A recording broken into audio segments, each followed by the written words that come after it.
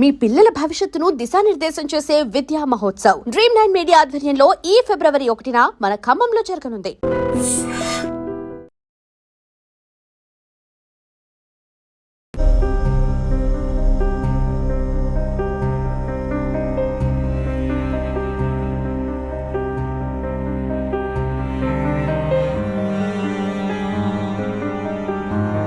Welcome to iDream news. This is Pavan. So ప్రస్తుతం నేను కూకట్పల్లిలోని ఈనాడు కాలనీలో అయితే ఉన్నాను. గత నెల 24న అనుమానాస్పద స్థితిలో ఒక సుధీర్ రెడ్డి అనే వ్యక్తి మృతి చెందడం జరిగింది.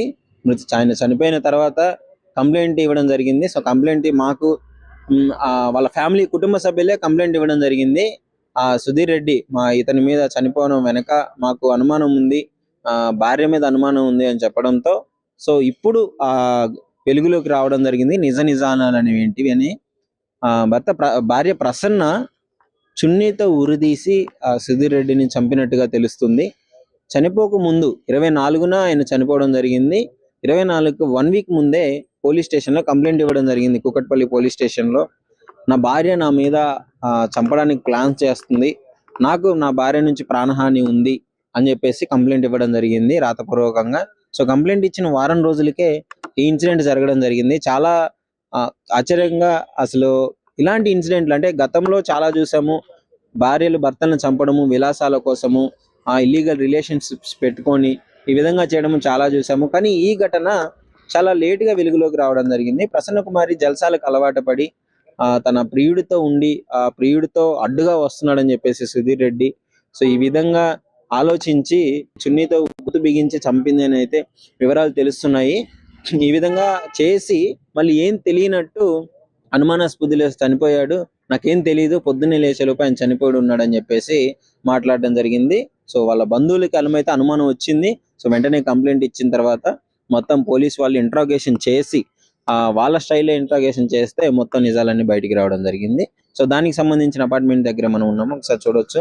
4th ఫ్లోర్ లో అయితే ఇన్సిడెంట్ ఉన్నట్టు తెలుస్తుంది. ఈనాడు హైట్స్ అని మీకు కనిపిస్తుంది కదా, 4th ఫ్లోర్ లో ఇన్సిడెంట్ జరిగిందని చెప్తున్నారు. సో ఆమె పక్క ప్లాన్ తోనే ఈ మర్డర్ చేసిందని క్లియర్ గా అర్థమవుతుంది. సో విలాసాలకి జల్సాలకి అలవాటు పడి ఈ మధ్య కాలంలో అక్రమ సంబంధాలు ఎక్కువగా పెట్టుకొని అనవసరంగా వాళ్ళ లైఫ్, భర్తల్ని చంపడమే పనిగా పెట్టుకుంటున్నారు. ఇష్టం లేనప్పుడు వదిలేసి వెళ్ళిపోతే అయిపోతుంది, కానీ చంపడము, తర్వాత పోలీస్ స్టేషన్లో వెళ్ళి వాళ్ళ జీవితాన్ని నాశనం చేసుకోవడమే జరుగుతుంది. సో ఇలాంటి ఇన్సిడెంట్లు రెగ్యులర్ గా మనం చూస్తూనే ఉన్నాము. ప్రస్తుతం సుధీర్ రెడ్డి వాళ్ళ అక్క గారిని ఒకసారి కాల్లోకి తీసుకుందాము. ఇన్ఫర్మేషన్ ఏంటి అని క్లియర్ గా కనుక్కోవడానికి సరే వాడికి కాల్ చేసి కనుక్కుందాము.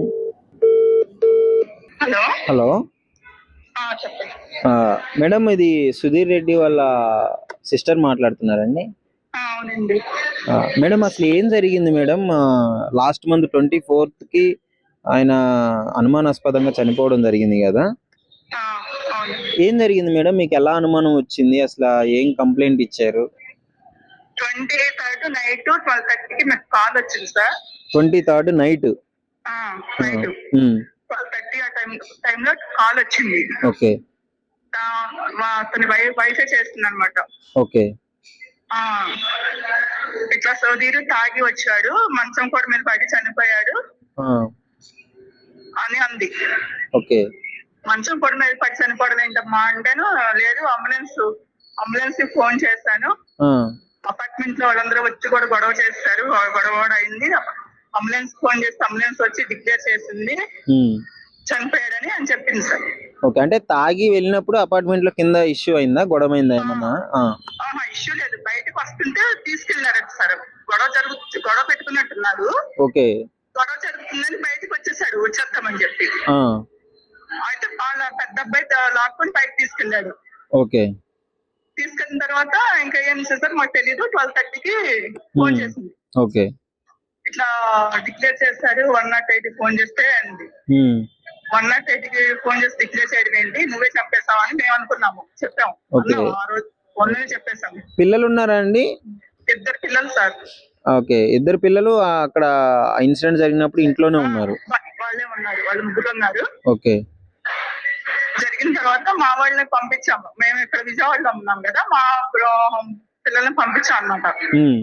ఏం జరిగింది ఏంటి తెలుసుకోమని పంపించాము. ఓకే. 1:30 ఆ టైంలో వాళ్ళు అక్కడికి వెళ్ళారు సార్. వెళ్ళి చూస్తే వాచ్మెన్ లేపారు వెళ్ళి. వాచ్మెన్ ఇట్లా సుధిరెడ్డి గారు అంటే మా బ్రదర్ బాగా తెలుస్తుంది వాచ్మెన్ కి. ఓకే. ఆ వాచ్మెన్ లేపి ఏంటి ఇట్లా సుధిరెడ్డి గారు ఇట్లా అయిందంటే ఏంటి 108 వచ్చింది అన్నారు చెప్పింది ఫోన్ లో అంటే, లేదు అసలు 108 మీరు ఎప్పుడు మా నన్ను లేపారు వచ్చి నాకు అసలు తెలియదు, ఏం 108 కూడా రాలేదని చెప్పారండి అతను. 108 కూడా రాలేదని చెప్పారు. ఓకే.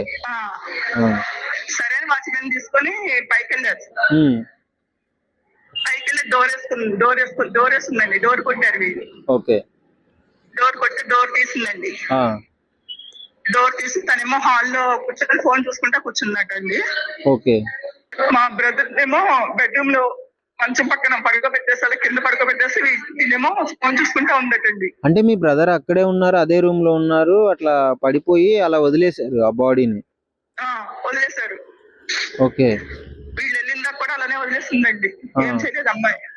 ఓకే. తర్వాత మా వాళ్ళు 108కి ఫోన్ చేసి పోలీసులకి ఫోన్ చేశారు సార్. పోలీసులు ఫోన్ చేస్తే వచ్చి 108 వాళ్ళు అప్పటికే 3 గంటలు అయిపోయింది చనిపోయి అని డిక్లేర్ చేస్తారండి. తర్వాత వాళ్ళు అట్లా తీసుకెళ్లారు. మేము తెల్లారేది వెళ్ళి కేసు పెట్టామండి.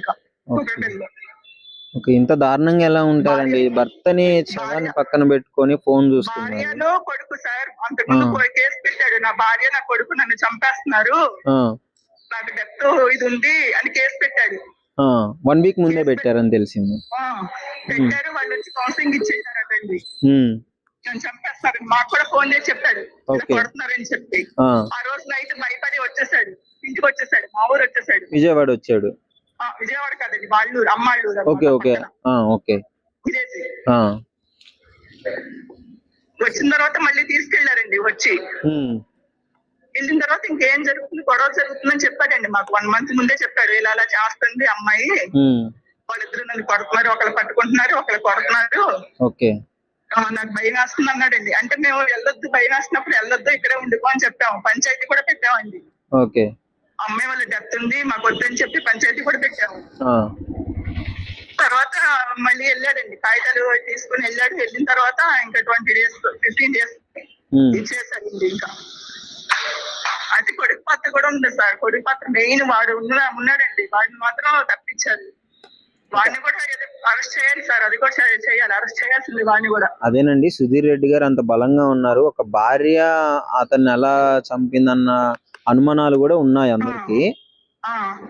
సో కానీ ఇంత దారుణంగా ఉన్నప్పుడు కొంచెం అంటే ముందే రియాక్ట్ అయ్యి కొంచెం జాగ్రత్త పడాల్సిందండి. జాగ్రత్త పడాలి సార్. నేను చెప్పాను సార్, ఇక్కడ ఉండమని చెప్పాను సార్. అమ్మాయి ఒకటే ఫోన్ మీద ఫోన్ అమ్మాయి వచ్చి మరీ తీసుకెళ్లిపోయింది సార్. అంటే ఈమె మీద ఏమన్నా అనుమానాలు ఉన్నాయండి? అంటే వేరే ఏమన్నా ఎవరన్నా ఉన్నట్లు ఏమన్నా మీకు అనుమానాలు ఉన్నాయా? అనుమానాలన్నీ పోలీస్ ఎంక్వైరీలు తెలియాల్సిందే సార్. మాకైతే మా సైడ్ అయితే ఎవరు లేరు. ఓకే. మాకు తెలిసిన వాళ్ళు అయితే ఎవరు లేరు, మా చుట్టాలు కూడా ఎవరు లేరు సార్. అటు సైడ్ ఎవరైనా ఉన్నారేమో మాకు తెలీదు ఇంకా. ఓకే. అమ్మాయి ఒక్క దాని వల్ల అయితే కాదు సార్. అబ్బాయి మెయిన్ అబ్బాయి కొట్టాడండి ఒకసారి, అతనే కొట్టాడు, మా ముందే కొట్టాడు. ఓకే. కొట్టాడు పిల్లాడు, కొట్టి నేను చంపేస్తానని కూడా అన్నాడండి. వయసు ఎంత ఉంటుందండి వాళ్ళ అబ్బాయికి? వయసు ఎంత ఉంటుంది? 16 years అనుకోండి sir. 16 years. Inter second year. అతను తల్లి ఇద్దరు, ఒక కొడుకు ఒక తల్లి అంతేనండి? అదే వాళ్ళ మదర్ ఇద్దరు కలిసి భయం ఉందని కంప్లైంట్ ఇచ్చిన తర్వాత పోలీస్ వాళ్ళు ఏమన్నప్పుడు యాక్షన్ తీసుకున్నారండి దాని గురించి? అమ్మాయిని అరెస్ట్ చేశారండి నిన్న. ఓకే. అమ్మాయిని అరెస్ట్ చేశారు. ఇప్పుడు కాదు, ఫస్ట్ కంప్లైంట్ ఇచ్చినప్పుడు సారీ సార్ అర్థం కాదు. అంటే ఫస్ట్ లో కంప్లైంట్ ఇచ్చాడు కదా 1 week ముందు, వీళ్ళు నన్ను కొడుతున్నారు అది ఇది అని చెప్పేసి. అబ్బాయి భార్య ఇద్దరి మీద పెట్టాడు. ఓకే. అబ్బాయి వాడు మా మిస్సెస్ ఇద్దరు అని చెప్పి పెట్టాడు సార్. ఓకే. ఓకే. పెట్టాడు, మాకు కూడా చెప్పాడు చంపేస్తున్నాను. మాకు నైట్ ఫోన్ చేసి చెప్పాడు. నైట్ అంటే ఆ రోజు కాదు, ముందు 1 month ముందు మాకు అంత వాళ్ళతో ఘర్షణ ఏంటి అనేది మొత్తం క్లారిటీగా చెప్పాడు మాకు. ఓకే.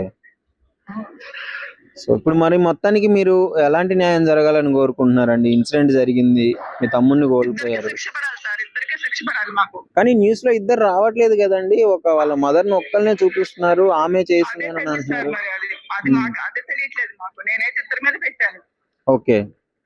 నేనైతే ఇద్దరి మీద పెట్టాను. నాకు ఫుల్ డౌట్ ఉంది కొడుకు మీద కూడా డౌట్ ఉంది. ఫుల్ డౌట్ ఉంది. ఓకే. మీరు వెళ్ళినప్పుడు సిచ్యువేషన్ మొత్తం అంటే ఏమన్నా దాడి చేసినట్లుగా ఏమన్నా కనిపిస్తున్నాయండి అక్కడ సిచ్యువేషన్ రూమ్ చూసినప్పుడు? ఒంటి నిండా దెబ్బలు ఉన్నాయి సార్. ఉమ్, ఒంటి నిండా దెబ్బలు ఉన్నాయి. పోస్ట్ మాస్టర్ లో కూడా ఆ రోజే చెప్పేశారు గొంతులు చంపేశారని. గొంతులను చంపారని చెప్పేశారు. గొంతు దగ్గర గాయం కూడా కనిపించింది. ఆ రోజు డాక్టర్ గారు కూడా చెప్పాడు మాకు గొంతు ఇట్లా దులిమారు, దాని వల్ల చనిపోయాడు అని చెప్పారు. సరే సరే. ఒంటి నిండా కూడా చాలా దెబ్బలు ఉన్నాయి సార్. ఓకే ఓకేనండి. ఆ, సో ఇది పరిస్థితి. ఇంత దారుణంగా ఒక తల్లి కొడుకు కలిసి సుధీర్ రెడ్డి అనే ఒక పర్సన్ ని ఇంత దారుణంగా చంపడం జరిగింది.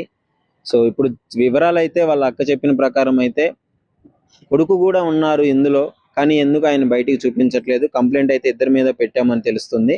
ఆనవాళ్ళు మాత్రం అన్ని అబద్ధాలు చెప్పేసి ఒక భర్త శవాన్ని పక్కన పెట్టుకొని ఫోన్ చూస్తూ కూర్చుండిపోయింది అర్ధరాత్రి 1:30 ఆ టైంలో. ఇంత దారుణంగా తయారైంది సమాజం. ఇంత దారుణంగా ఎలా ఉంటారు జనాలు అసలు అర్థం అవ్వట్లేదు. సో వాళ్ళ మీద క్రిటికల్ గా యాక్షన్ తీసుకొని లీగల్ గా వెళ్ళాలని చెప్పేసి అయితే వీళ్ళ ఫ్యామిలీ వాళ్ళు కోరుకోవడం జరుగుతుంది.